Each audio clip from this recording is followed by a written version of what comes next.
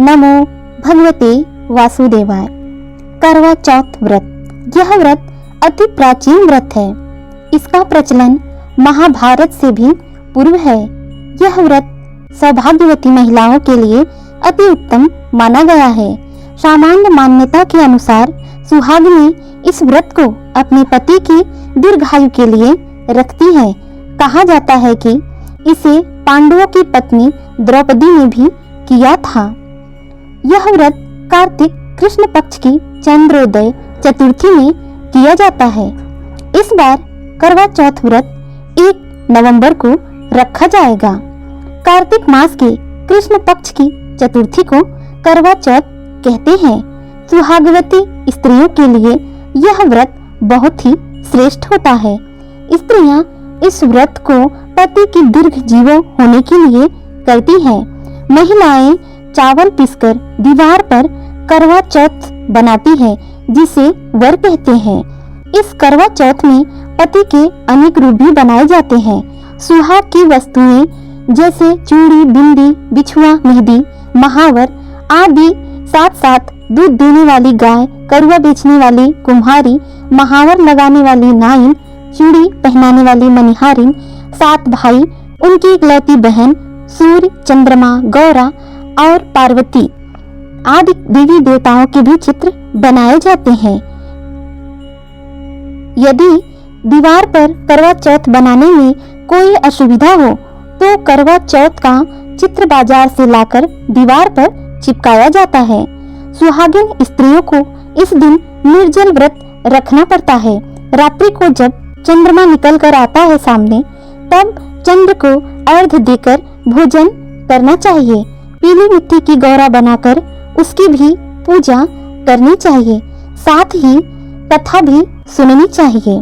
करवा चौथ की बहुत ही प्रचलित कथा है जो हम आपको सुनाने जा रहे हैं।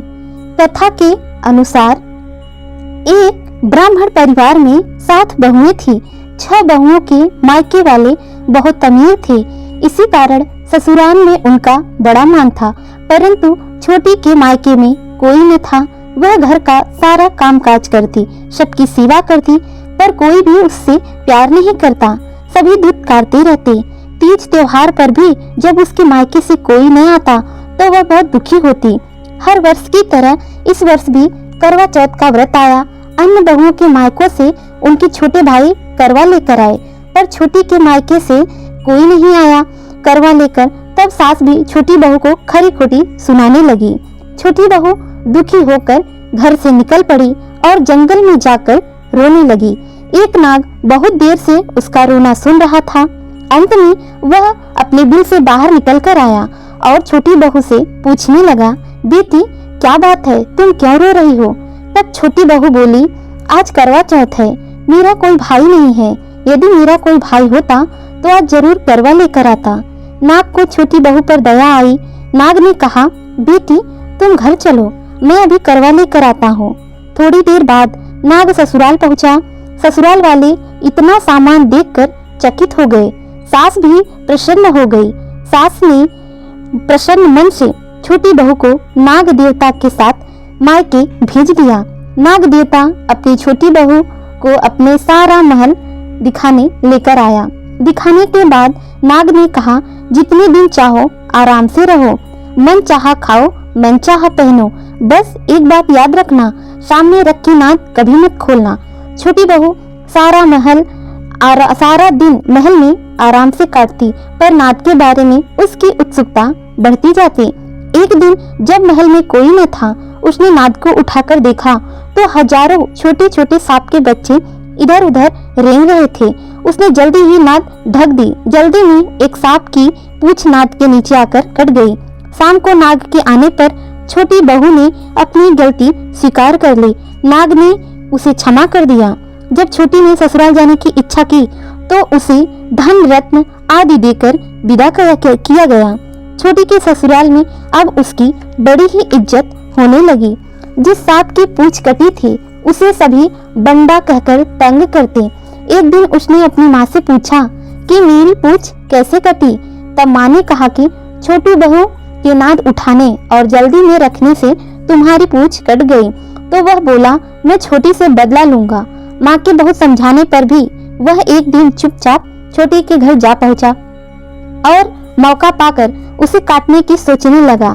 वहाँ छोटी बहू और उसकी सास में किसी बात पर बहस हो रही थी, तो छोटी कसम खा खा कर कह रही थी कि मैंने ऐसा नहीं किया। वह कह रही थी कि मुझे बंडा भैया सबसे ज्यादा प्यारा है। मैं उन्हीं की कसम खाकर कहती हूँ कि मैंने ऐसा नहीं किया। बंडा ने जब अपना नाम सुना तो सोचने लगा कि यह मुझे कितना प्यार करती है और मैं उसे ही काटने आया हूँ। वह चुपचाप घर चला गया। माँ ने पूछा, ले आए बहन से बदला? तब वह कहने लगा, माँ बहन से कैसा बदला? तभी से बंडा भाई व छोटी बहन दोनों में बहुत प्यार हो गया। प्रतिवर्ष बंडा चौथ के दिन अपनी बहन के घर करवा लेकर जाता और बहन बड़े प्यार से करवा चौथ का व्रत करती। करवा चौथ की एक अगली कथा। प्राचीन काल में करवा नाम की एक पतिव्रता स्त्री अपने पति के साथ नदी किनारे एक गांव में रहती थी। कार्तिक मास के कृष्ण पक्ष की चतुर्थी के दिन उसका पति नदी में स्नान करने के लिए गया। स्नान करते समय एक मगरमच्छ ने उसका पैर पकड़ लिया। वह करवा करवा नाम लेकर जोर जोर से अपनी पत्नी को पुकारने लगा। उसकी आवाज सुनकर उसकी पत्नी दौड़कर आई और उसने मगर को कच्चे धागे से बांध दिया। मगर को बांधकर वह यमराज के यहाँ पहुंची और यमराज से बोली, भगवान, मगरमच्छ ने मेरे पति का पैर पकड़ लिया है, अतः पैर पकड़ने के अपराध में आप अपने बल से उस मगरमच्छ को नरक में ले जाओ।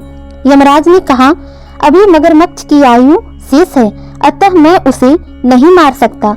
इस पर करवा ने कहा, यदि आप ऐसा नहीं करोगे तो मैं आपको श्राप देकर नष्ट कर दूंगी। यह सुनकर यमराज डर गए। उस पतिव्रता स्त्री करवा के साथ यमराज जाकर मगरमच्छ को उन्होंने यमपुरी भेज दिया और करवा के पति को दीर्घ आयु प्रदान की। उसी दिन से यह करवा चौथ व्रत मनाई जाती है और सुहागिन स्त्रियों के द्वारा व्रत रखा जाता है और करवा माता की कथा सुनी जाती है। हे करवा माता, जैसे तुमने अपने पति की रक्षा की, वैसे ही सबके पतियों की रक्षा करना। आप सभी को करवा चौथ की हार्दिक शुभकामनाएं। ओम नमो भगवते वासुदेवाय।